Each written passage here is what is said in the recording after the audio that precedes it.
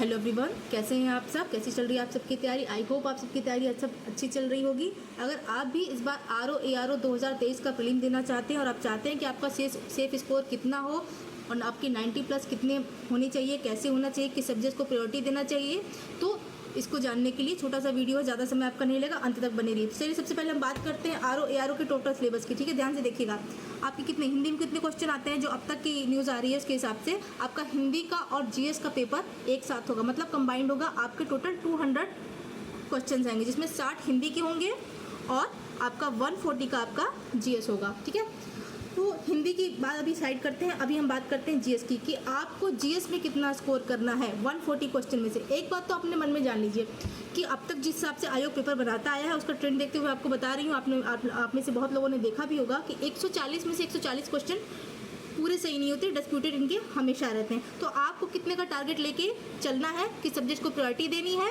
क्योंकि ये भी जान लीजिए क्योंकि इसमें माइनस मार्किंग भी रहती है, इसलिए कम समय में स्मार्ट स्ट्रेटेजी से कैसे प्रीलिम्स पार करें उसके लिए सबसे पहले बात करेंगे हम GS के बारे में।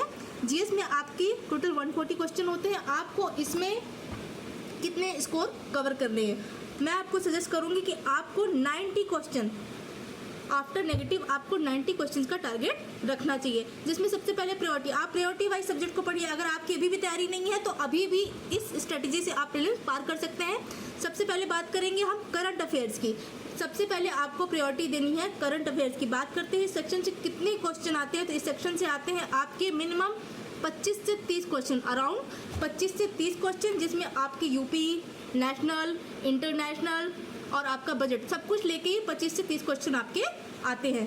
ठीक है, तो सबसे पहले प्रायोरिटी आप देंगे करंट अफेयर को। मान लीजिए यहाँ आपका 30 क्वेश्चन भी आता है, 30 क्वेश्चन आता है। आपकी अगर तैयारी कितनी बहुत अच्छी है, देखिए 30 के 30 तो कोई पूरा नहीं कर पाएगा, अगर बहुत अच्छी है तो 30 में से आप 25 क्वेश्चन बहुत अच्छी तैयारी करके, बहुत धुआंधार है तो 26-27 भी कर सकते हैं, 3 को छोड़ दीजिए, 26-27 क्वेश्चन आपके सही सकते, 25 क्वेश्चन आपके यहाँ से हो गए। दूसरा जो मेजर सेक्शन है आपका बनता है हिस्ट्री। हिस्ट्री का अगर उठा के हम देखें तो हिस्ट्री में कितने क्वेश्चन पूछे जाते हैं? हिस्ट्री में 20 से कम क्वेश्चन, तीनों सेक्शंस को लेकर मैं बता रही हूँ, 20 से कम क्वेश्चन कभी होते नहीं। तो हिस्ट्री में आपको क्या करना है? आपको सबसे पहले प्रायोरिटी देनी है, आपको देना है इंडियन नेशनल मूवमेंट, भारतीय स्वतंत्रता संग्राम। देखिए इसमें मेंशन भी किया हुआ है, उसके अलग से आपको तैयारी करनी होगी, इससे क्वेश्चन बहुत आते हैं। दूसरा आता है आपका मॉडर्न हिस्ट्री का ही पार्ट है भारतीय स्वतंत्रता संग्राम, तो आपको मॉडर्न हिस्ट्री पे ज़्यादा फोकस करने की ज़रूरत है। पहले आप हिस्ट्री में अगर किसी को तैयार करेंगे तो करेंगे आप मॉडर्न हिस्ट्री और इंडियन नेशनल मूवमेंट, भारतीय स्वतंत्रता संग्राम, ये एक अलग से दिया हुआ, इसके लिए आपको बेस्ट रहेगी स्पेक्ट्रम। ठीक है, तो यहाँ आपके मान लीजिए आपके 25 क्वेश्चन भी आते हैं हिस्ट्री के, जिसमें से कम 12 से 13 क्वेश्चन आपके मॉडर्न हिस्ट्री से होते हैं। सेकंड नंबर पे हिस्ट्री में आप किसको प्रायोरिटी देंगे? सेकंड नंबर पे आप प्रायोरिटी देंगे मेडिवल हिस्ट्री को। मेडिवल हिस्ट्री से हालांकि बहुत ज़्यादा क्वेश्चन नहीं आते, लेकिन ट्रेंड बदल सकता है और इस बार पक्का ट्रेंड तो बदलेगा ही, इसलिए मैं आपसे पिछली बार का जो पेपर हुआ था उसको देखते हुए कह रही हूँ कि आप इस बार सेकेंड नंबर पर आप प्रायोरिटी रखिए मेडिवल हिस्ट्री को। ठीक है, थर्ड नंबर की हम बात कर लेते हैं। थर्ड नंबर में आपका क्या आता है? आपका आता है एंशिएंट हिस्ट्री।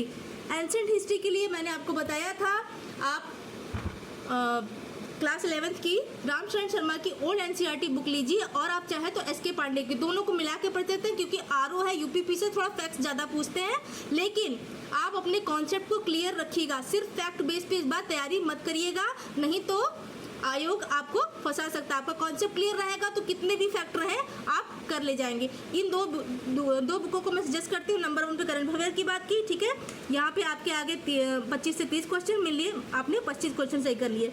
दूसरे नंबर पे आ गया हिस्ट्री। हिस्ट्री में आपको 20 क्वेश्चन में से 18 क्वेश्चन मान लीजिए।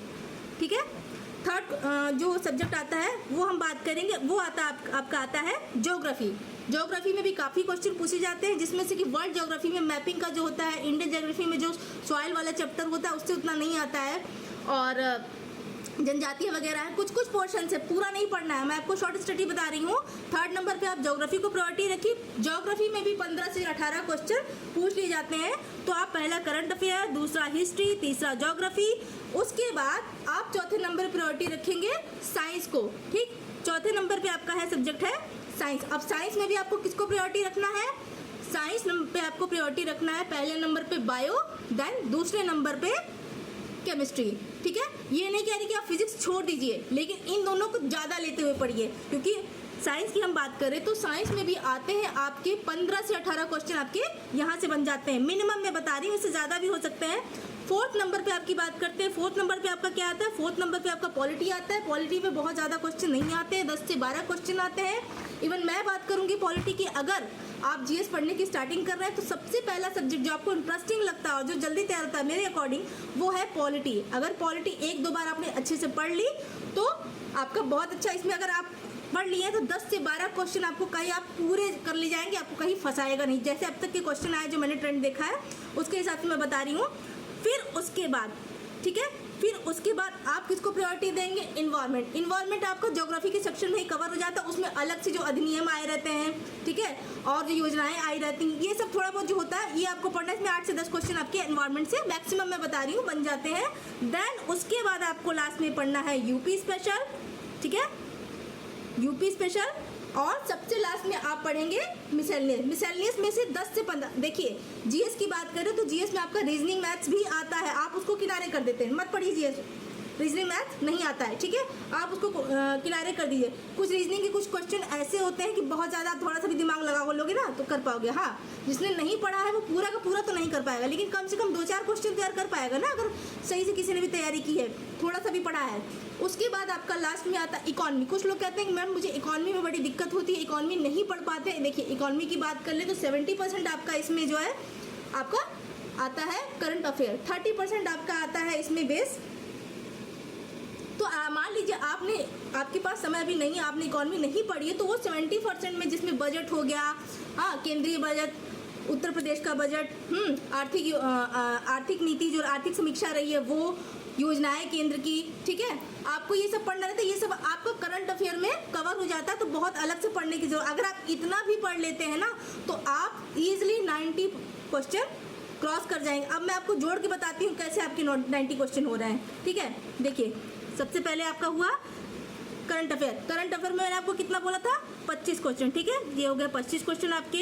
हिस्ट्री की बात कर ली थी मैंने बोला था कि 20+ आ सकते हैं, 20 मिनिमम होता है, ठीक है। मान लीजिए 20 में आपने 18 ही कर लिया, 25, 18। उसके बाद आपका ज्योग्राफी में मान लीजिए आपने 15 से 16 क्वेश्चन, मान 20 क्वेश्चन आते हैं, 15 क्वेश्चन आपने कर लिए, ठीक है। उसके बाद आपका था साइंस में 18 क्वेश्चन आपने कर लिए, 20 क्वेश्चन मान लीजिए कर लिए यहाँ पर। पॉलिटी में 10 क्वेश्चन, ऐसा नहीं कि 10 ही आएगा, लेकिन मैं मिनिमम बता रही हूँ। पॉलिटी अच्छे से तैयार है तो पूरा का पूरा सॉल्व कर सकते हो, ये भी क्वेश्चन आपका फंसेगा नहीं, ठीक, 10 नंबर। उसके बाद आपका आता है यूपी स्पेशल में कितने क्वेश्चन आते हैं। यूपी स्पेशल में थोड़ा सा वेटेज बड़ा है, इसे थोड़ा अच्छे से पढ़िएगा। यूपी स्पेशल बहुत ज़्यादा, अगर आप यूपी के निवासी हैं, रह रहे हैं, तो देखिए कुछ जानकारियाँ आपको रहती हैं, और थोड़ा पढ़ेंगे तो आपको अगर जनरल आपका करंट अफेयर अपडेट रहता है तो बहुत ज़्यादा आपको इसमें दिक्कत होने की ज़रूरत नहीं है। आप यूपी स्पेशल में आपके बनते हैं 10 क्वेश्चन, ठीक है, आप 10 इनको ऐड कर लीजिए। उसके बाद आपका एक टॉपिक आता है मिसलेनियस में आपके कई टॉपिक आते हैं, जैसे tiger report, ISFR report, ISFR report, जनगणना और बाकी चीज़ें जो होती हैं, इसमें भी आपके 15 से 16 क्वेश्चन आ जाते हैं, ठीक। अब हम लेके चलते हैं कि हमारा नाम को करना है 90 आपको तब करना है जब आप हिंदी में 50+ करें, और हिंदी में किसी भी हाल में आपको 50+ 60 में से करना है। सॉरी, अब देखिए आपको जोड़ के मैं बताती हूँ। 25 आपके यहाँ पर हो गए, ठीक है, 25 आपके करंट अफेयर में हो गए, 20 आपके हिस्ट्री में हो गए, 25-20 कितना हुआ, 45 क्वेश्चन, ठीक है। 15 क्वेश्चन आपका कहाँ हो गया, हिस्ट्री में, ठीक है, 45 और 15 कितना हुआ, 60 नंबर तो आपके 3 सब्जेक्ट से ही कवर हो जा रहे हैं। 10 आपका हो गया पॉलिटी में, 70, ठीक है।